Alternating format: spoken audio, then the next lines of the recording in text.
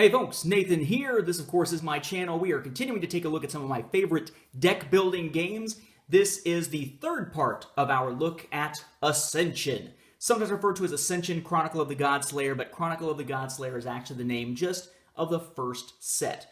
Recently we took a look at that first set, checking out its first edition, second edition, third edition, how it is included in the Year 1 Collector's Edition, and then took a look at the Apprentice Edition, which is essentially a two-player variant of it there in Part 2. Now we move on and check out the second set, which is also included in that Year 1 Collector's Edition that was shown back in Part 1, which is Return of the Fallen. No, not Revenge of the Fallen, that's the crappy Transformers movie. So we have Return of the Fallen. Notice it's a smaller box set. These ran about $30 as opposed to $40, and the idea was that every year or so, you'd have a block, as they called it, of Ascension products. You'd have one large set, like that first set we looked at, Chronicle of the Godslayer, and then you'd have a small set. And in theory, they should share some mechanics between them. The regular gameplay is going to be the same. The first box set up for about 4 players, the small one set up for about 2 players, and if there's some specific new mechanic set up for that block, it gets carried over from the large one into the small one, or expanded upon in the small one. But then when you get to the next year's block, the next big set, and the next small set, a lot of those mechanics, if they were unique, are gone, and instead replaced by some other new mechanic that goes between the 2 blocks. It's an interesting way to do it, but only one that they did through the first 6 sets that were released, the first 3 blocks. After that, they went to large sets only, and claimed that every large set would have some reflection of the mechanics from the previous large set, but that's really turned out not to be the case once we got to set number 7, then on to 8, 9, and 10, which are the only ones that are out as of this point, the last one being War of Shadows. This is the content here, along with an instruction booklet, of course, for Return of the Fallen. And you may notice that there's not really a whole lot of cards here. Again, it's a smaller set designed for 2 players. You notice, no game board. This time, the game boards are only included in the large sets. None of the 3 small ones had a game board included, which means if you're going to play it with a game board, you need to have a big set with it. At the time, they assumed that you were going to have the original game, Chronicle of the Godslayer, whether it's version 1, 2, 3, or otherwise. What we have here are our Apprentice and Militia cards, still designed as they were in the original set, with enough for 2 players to have starting decks. 1 Cultist, again, original design, Mystics and Heavy Infantry, 17 each in this case, because you don't need quite as many, still their original design, and 65 new center deck cards. There's also another set of honor tokens, in this case 15 of each type rather than 25. As for the cards and any new mechanics, the main new mechanic introduced here is Fate.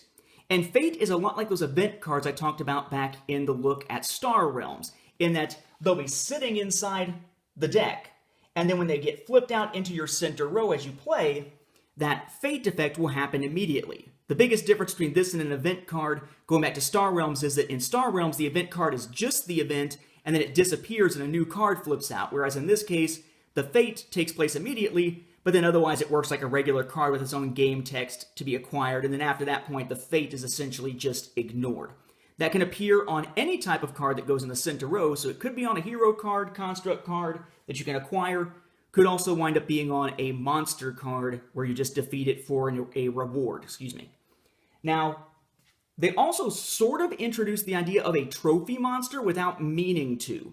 That's something that doesn't officially get added, especially in an ongoing trophy case, which is the case here, until a couple of sets from now. Well, what you got here is Samael the Fallen. He is essentially the big baddie of the first 2 blocks. When they talk about the Chronicle of the Godslayer, the god they're slaying is this dude. Really kind of weird looking. What we have here is an unbanishable monster. It can't be sent to the void.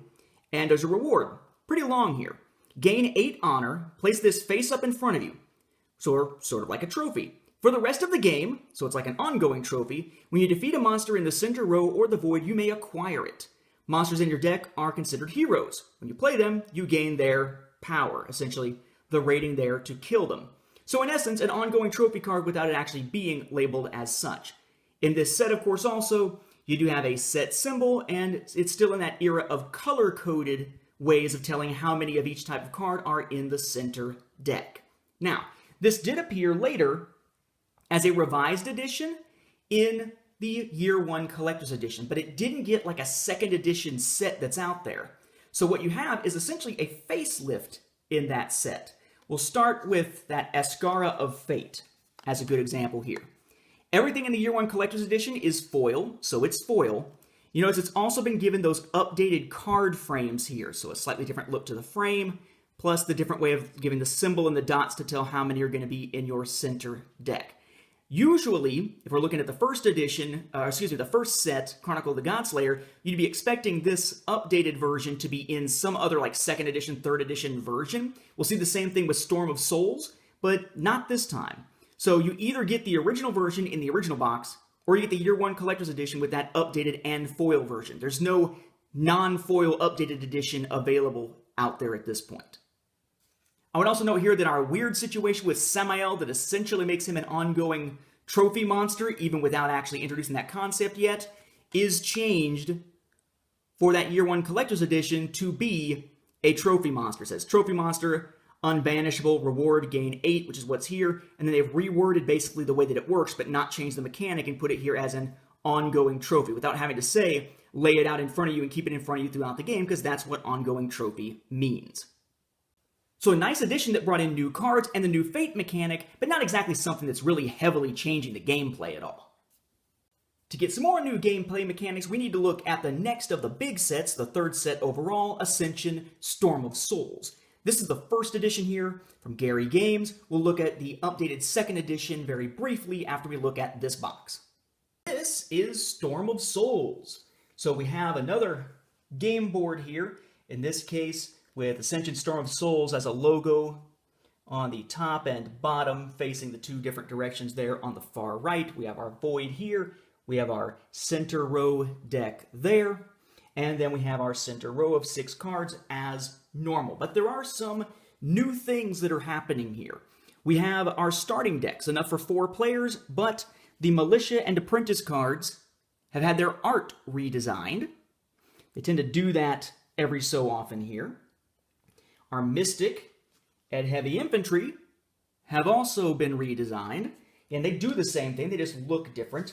The Cultist, essentially the same here, though with different text there down at the bottom as it goes through the different incarnations. And we have a new monster here for Always Available that's only available in this set and in Immortal Heroes, which follows this up, called the Fanatic. Reason being, this is a Fanatic that is sort of like a Cultist. It's always sitting out there. It's got a power that it can be easily knocked out with. It gives you a relatively small gain as a reward, but this is what's referred to as a trophy monster, a new addition for Storm of Souls. A trophy monster, when you defeat it, instead of just being banished to the void, or sitting there like the Cultist since there's only one and just racking you up honor, you get the honor immediately, and then it essentially sits in front of you. And eventually, you might want to play this and activate it. It says, you may banish this to gain the current event trophy effect. A player can have no more than one Fanatic trophy in play at a time.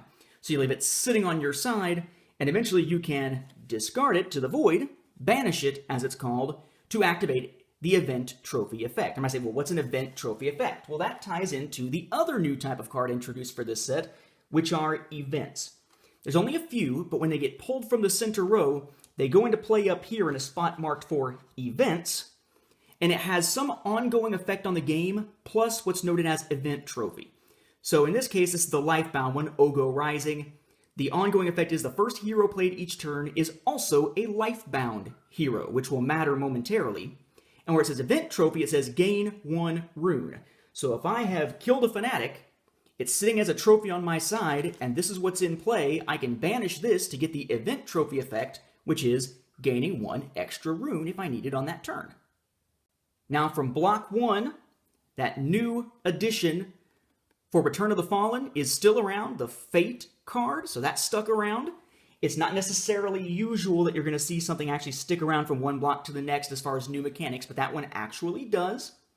We have our, as noted there, trophy monsters, right? So you'll defeat them, and then just like with the Fanatic, there'll be a trophy note, and what'll happen is that it'll be able to sit on your side if it's a trophy monster, and you can banish it to the void to gain whatever it is it's going to give you there, whatever effect it lists, so you immediately get the reward, then it sits there until you want the trophy effect. And we have a new thing added to predominantly Lifebound heroes here, though it'll spread later throughout the game, called Unite. The idea is that if you play or have played another Lifebound hero this turn, when you've got one that says Unite, it's going to give you some extra bonus one time for however many you've put out there. It's not one per, it's one overall. So in this case, if I were to play this card, and I have played or will play any number of other Lifebound characters out there, or heroes or constructs out there, Unite will kick in and give me an extra 3 power here. And that's something that would happen on any given turn. It's not a one-off like an event trophy. So it gives Lifebound a little bit more of a distinctive feel, at least in this early era of playing Ascension.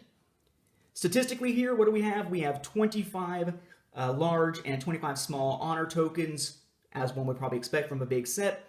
59 always available cards made up of 1 cultist, 6 fanatics, 26 mystics, and 26 heavy infantry.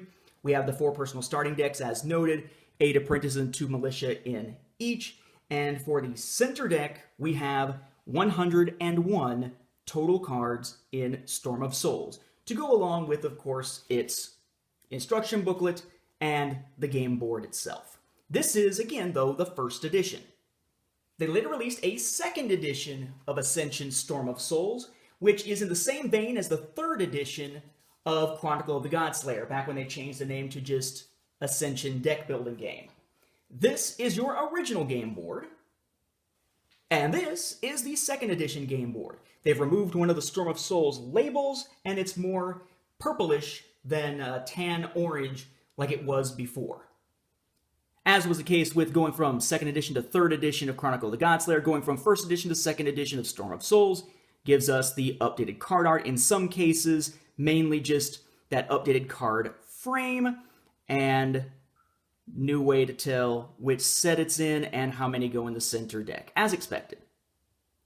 That said, this 2nd edition, noted by the symbol there, is also included in the Ascension Year 2 Collector's Edition, which works very much like the Year 1 Collector's Edition. As was the case with the Year 1 Collector's Edition, what you have here is all you need to be able to play with this year's 2 blocks, Storm of Souls and Immortal Heroes, which we're looking at next. We have the game board here with the foil. Let's move the center deck over here, honor pool down here. Soul gems, we'll see in Immortal Heroes there on the end. Center row down the middle, the void up here in the corner. Mystic, heavy infantry, cultist, and fanatic move from this side to the top, and the event scooted over off to the side there. It does take all the cards and gives you a foil version, but otherwise they are identical to the ones in version 2 or the 2nd edition of Storm of Souls.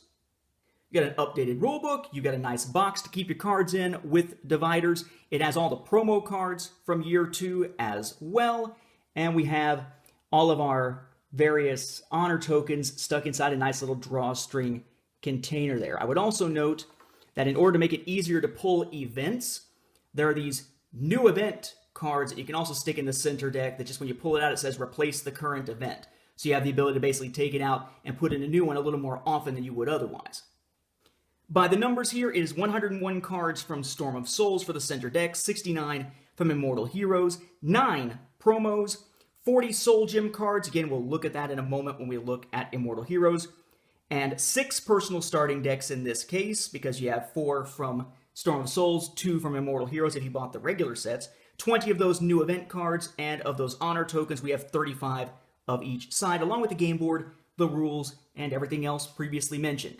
Another one of these nice things to pick up, as Storm of Souls runs about 40 in either edition, and this runs about 100 though, you're going to wind up paying a little more to get this than if you were to have bought Storm of Souls and Immortal Heroes, which will run you 30 by themselves. The small set, or second set released for the second block, or the 4th set released overall, was Immortal Heroes. As I've mentioned, yes, this is included in a foil version inside the Year 2 Collector's Edition that we just took a look at. But this is the original version. Now, inside here, you're going to find, again, enough to play with 2 players as opposed to 4 or the 6 combined when you play with a year collector's edition. That is 15 honor tokens of each type. You've got 16 mystics and heavy infantry with that second block design. You have enough apprentices and militia, 16 and 4, to be able to play with 2 players, again with that design still. 1 cultist as usual, 2 fanatics, as there can only be 1 in play for each player at a time, so just 2 in this case. We have 5 new events. We have a new center deck of over 60 cards here, and 20, as noted in the collector's edition there, new event cards that do exactly as I just described. The only difference here is that they're not foil. And as noted also in that Year 2 collector's edition, we have what are referred to as soul gems. They're really the only new addition for this set, with the exception of the fact that there is the ongoing trophy effect that is added here. But we've already alluded to that a little bit when looking at Samael the Fallen for back in Return of the Fallen. Again, an ongoing trophy is essentially just a trophy monster that has an ongoing trophy notice here. So essentially, rather than just being set aside as a trophy and then banished to the void to get some effect, you set it aside as a trophy, and throughout the game it has an effect. Like this is Kithis, who is essentially the big bad of the second cycle here, the second block. Once per turn, gain a soul gem if this is sitting on your side as an ongoing trophy, if you've actually defeated Kithis originally by knocking him out for 8 power. A soul gem, meanwhile, is also a new type. Notice that one said gain a soul gem. There are various card effects that will give you the ability to gain a soul gem. Well, what the heck is a soul gem? In essence, a soul gem, which has a different card back here, it's one of the few times we ever see a different card back on any cards in Ascension. A soul gem is kind of a ghostly version of a previous character from an older set, generally with the art from the original edition of that set, in this case Arha Initiate from Chronicle of the Godslayer. Different border here, and a quick effect that generally does mirror what that card originally did within the game. But what happens is, if a card effect or something lets you gain a soul gem, this will be sitting off as a soul gem deck. You'll peel off the top card of the soul gem deck. At any point during that turn, you can play that card, but whether you play it or not, at the end of your turn, it gets banished to the void. It's gone. So it's sort of like acquiring someone new for your deck, except it's a one-use, one-turn-only thing that you can't hold on to for future turns. It's a relatively light mechanic. It's heavy in this set because that's what it's built around. The trick to this, though, really the events and the soul gems both, and to some extent, the fanatic, is this idea that you can take any Ascension set and combine it with any other set and play it all together, which is cool. I tend to like doing that on the app. I'll just activate all the different expansions, which is 9 available right now in the app, and play them all at once. Well, what you notice is that sometimes there are certain mechanics that get very diluted because they only existed within 1 or 2 of the box sets. So when you start adding set upon set upon set upon set, the chances of actually running into a card that lets you use that mechanic becomes more and more slim. Once you combine a bunch of sets together, actually drawing a card that lets you draw a soul gem is pretty rare. Actually drawing an event at all, even with those new event cards, becomes relatively rare. So they're cool effects, and without the events, you don't need the fanatic that has that trophy effect of using the event trophy. It's just that when you start combining them, it loses some of its oomph, so to speak. We'll see that with the next block as well. So in my opinion, if you're going to be playing Immortal Heroes, play it with Storm of Souls, maybe play it with one other big set, but don't dilute the heck out of it by putting it in with a whole lot of other sets. This is definitely one that works very well as a block. I would say this second block and the third block are the 2 of the 3 blocks that really you need to play together and not necessarily mix in with other stuff very often. You can, but expect their core new mechanics to be diluted. Speaking of core new mechanics, there's also one change here that really annoyed me about these small expansions for this one and the last of the small expansions we'll see soon, and that is that the rulebook doesn't actually give you the rules for the game. It only gives you rules for the new parts and frequently asked questions for the new parts, and then says for the rest of it, just go to the website and download the rules, because chances are you've already got the rules from some other big set. It's a small change, but kind of annoying for anyone who wanted to pick this up and play it as a 2-player game who may not have access to the internet at the time that they're grabbing it and using it. Granted, this was produced a while back. Nowadays, most people have constant access to the internet through phones and whatnot, but still, Seems like a weird way to save some money on rulebooks by making it harder to just jump in and play with just what's in the box. Coming up next time, we'll look at the next block, the third block, which is the last block before they did away with blocks and just went with big sets, starting with Rise of Vigil.